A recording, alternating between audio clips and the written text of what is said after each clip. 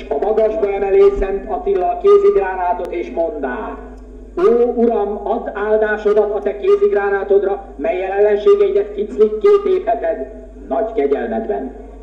És elégedett vala az Úr, és ők lakmározának bárányt, és lajhárt, és málét, sósringlit babbal, és orángutánt, és zsenge gyökereket, és gyönge szekereket, a lényeg szólt.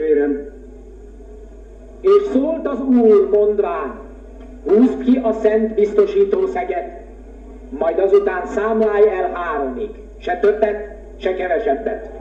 3 legyen, ameddig számolsz, és ameddig számolsz, az 3-ig legyen. 4-ig ne számolj hát ezért, sem pedig len 2-ig, ha csak nem folytatod a te számolásodat 3-ig. Az 5-öst szádra ne vedd. Midőn a 3-ashoz érsz, mely sorrendben a 3. leszen, eldobandod te az antiókiai szent gránátot a te ellened felé, ki, mivel nem kedves nekem, megdöglend. Amen.